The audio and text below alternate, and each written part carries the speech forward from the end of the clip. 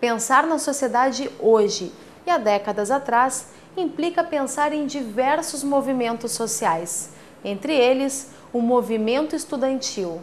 Mas o que representou esse movimento na história do nosso país? Qual será o papel do estudante na nossa realidade? E será que os livros são o único interesse do jovem que ambiciona um mundo melhor? O Multiponto de hoje busca respostas para essas e para outras perguntas sobre a militância estudantil. Um bom programa.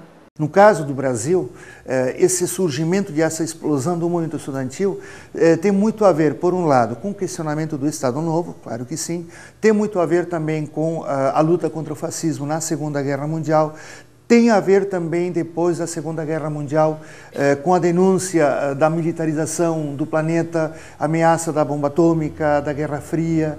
Então há diversos movimentos pela paz no mundo, com medo de uma terceira guerra que poderia acabar com tudo. Tem a ver com a ampliação do número de vagas nas universidades. Isso será uma constante no Brasil, uma luta permanente do movimento estudantil, e tem a ver também com algumas campanhas que extrapolam, de certa maneira, o movimento estudantil e que tem a ver com outras questões, por exemplo, uma percepção de país, uma percepção de que país nós queremos. Então, uma das campanhas na qual mais se engajam os estudantes é a campanha do petróleo, a campanha da Petrobras, ou seja, campanhas que mostram o movimento estudantil, que em tese é um movimento de protagonistas passageiros, porque o movimento estudantil ele tem a ver também com uma determinada geração e uma determinada idade para essa atuação, né? Digamos, eu passo prévio a ter uma atuação profissional, no campo profissional.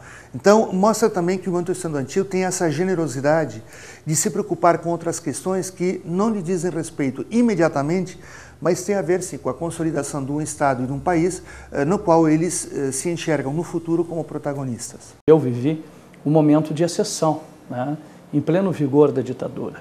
E eu sei o que é enfrentar dentro da universidade pelo mínimo a dúvida, mas muitas vezes a fiscalização intensa de todos os atos dos universitários.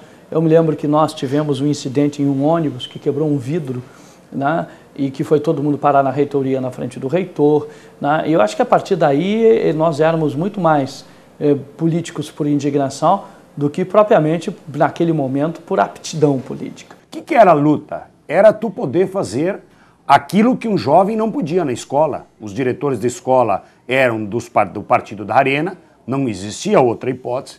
Tu não tinha direito de poder discordar daquilo que era colocado em postos nas salas de aula. Nos grêmios estudantis, ou tu era amigo da diretora, ou você tinha restrição na escola também.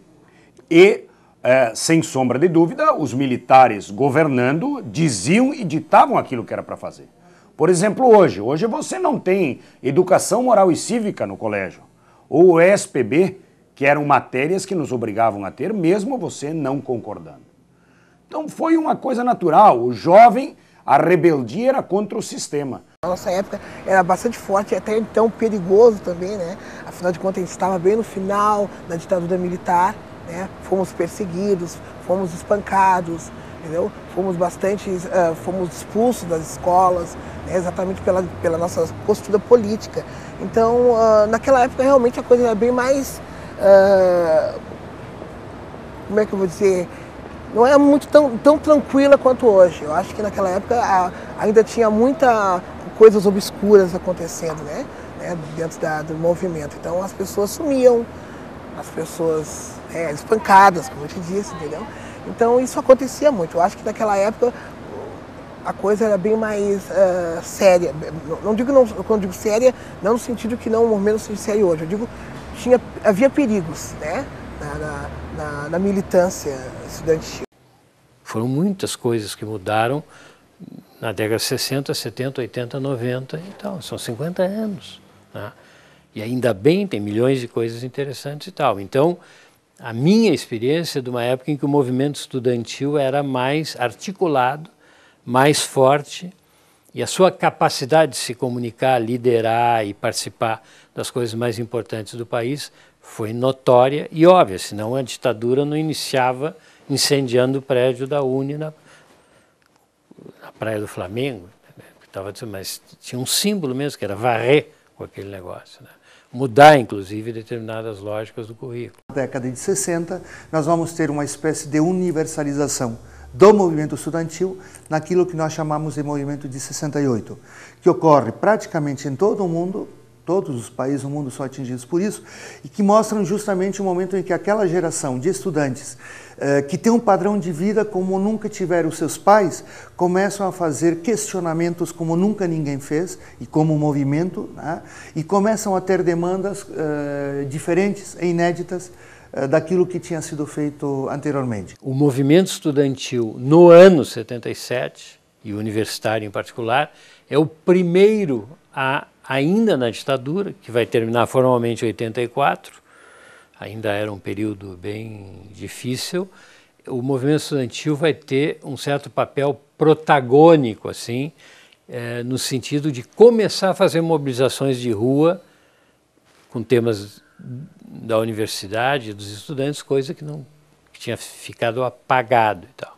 Isso é quase um impulso inicial, depois nos anos 78, 79 e 80, que vem as greves do ABC, o surgimento, né, dos novos líderes sindicais, o Lula é um deles, e, digamos, o peso das greves operárias nos grandes centros industriais de São Paulo dá muito peso a esse movimento, mas vamos dizer, o primeiro chute é o movimento universitário em 77, e isto então indica que iniciou-se um novo período, e aí há várias coisas fortes, como a criação dos comitês brasileiros para anistia, onde todos têm um papel muito protagônico. Isso é muito forte em 78 e 79, de tal forma que em 28 de agosto de 79, que é a lei da anistia no Brasil. Eu acho que o momento mais marcante do movimento estudantil, em termos históricos do Brasil, foi 68, né? Foi quando houve o grande boom do movimento estudantil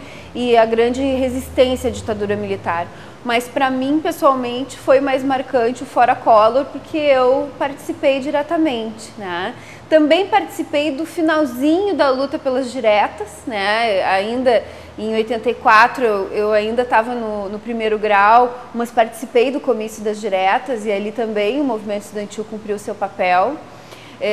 Mas o Fora Collor acabou sendo um renascimento, né, do movimento estudantil depois de tanto tempo abafado pela ditadura, e se tornou simbólico porque foi vitorioso, né? O movimento estudantil, ao contrário de 68, quando não conseguiu derrotar a ditadura, conseguiu derrubar o Collor, junto com o apoio, né, de outros setores da sociedade.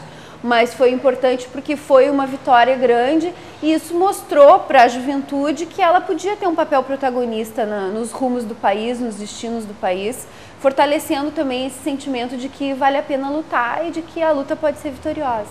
Houve períodos, né, suficientemente ricos que, primeiro, alguns acuaram completamente o movimento estudantil, que é os anos 70 e a repressão.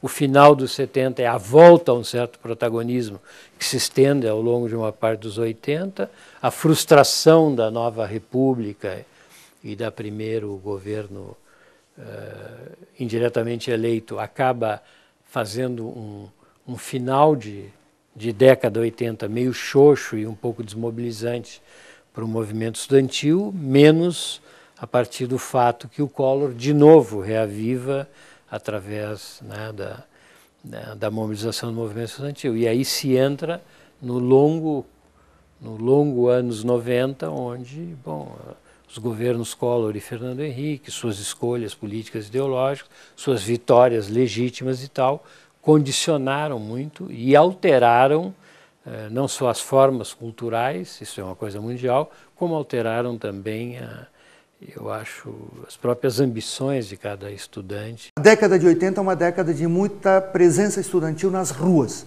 A saída da ditadura, a expectativa de que enfim, o país vai passar por muitas melhorias no plano político, mas também no plano social. E talvez O final desse processo é lá no impeachment contra o Collor, com aquela geração de caras pintadas, né, que de certa maneira, eu diria que talvez seja uma das últimas grandes manifestações de massa, onde os estudantes participam de forma muito forte. A partir daí, um refluxo brutal. O refluxo brutal tem a ver com toda a questão da globalização, do neoliberalismo e desse mundo profundamente fragmentado que nós vivenciamos hoje.